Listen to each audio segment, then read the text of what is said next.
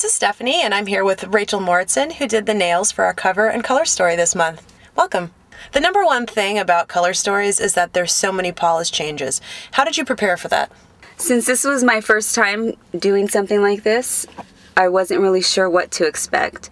So I just made sure that I had enough supplies to remove the nail polish, enough buffers to buff in between, and made sure that I had base coats and top coats just in case. So we wanted to elongate the model's nails, and you looked at her nails and you decided that you were going to sculpt them instead of using tips. How did you make that decision?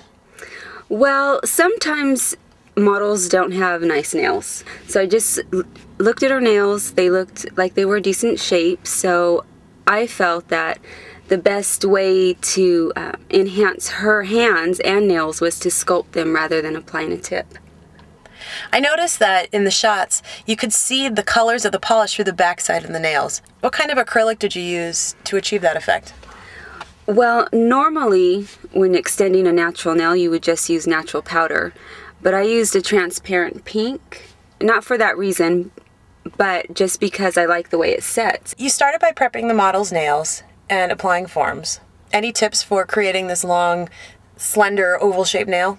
What's nice about creating the oval-shaped nail is that you can create it while you're sculpting it out.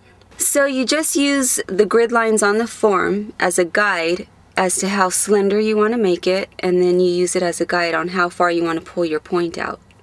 How much did you shape the nails afterwards with a nail file? Well, because I applied the nails really thin, there wasn't a lot of file or shaping to do. I just filed over the top, and then I just had a little bit of filing on the sides and on the tip. Because I had already created the oval shape, I just took some refining. I noticed you didn't apply a top coat, which oftentimes our nail techs don't do when it's a cover shoot because the nails become very reflective, but we still wanted them shiny with a highlight. How did you achieve this? I achieved this by making sure that after I filed that I graduated with my buffers all the way down to a high shine. The high shine gave the polish a nice flat smooth surface. It was nice and smooth, and with the shine on the acrylic, it also helps the polish reflect the shine. We gave you a ton of different polishes to work with. How was it using all these different polishes from all the different companies? Well, it was really interesting because really I do a lot of colored acrylics, so I don't polish that much. So as each polish change went by, I was able to see the different textures, the different brush sizes, the different metallics to mattes, and they all seemed to be different, each one. So after all those polish changes, I feel like I'm an expert at polishing now.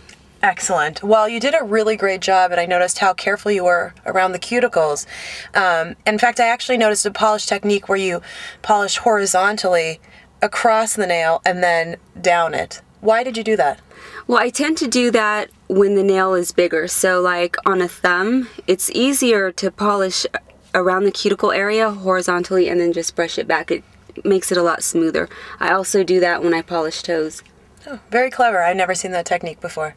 You did a great job with all the nail polishes and all the changes. It was wonderful, and I think the nails turned out really great. I'm so happy with the cover and the whole color story. So thanks so much for coming down here and doing the nails. It was great to see you again.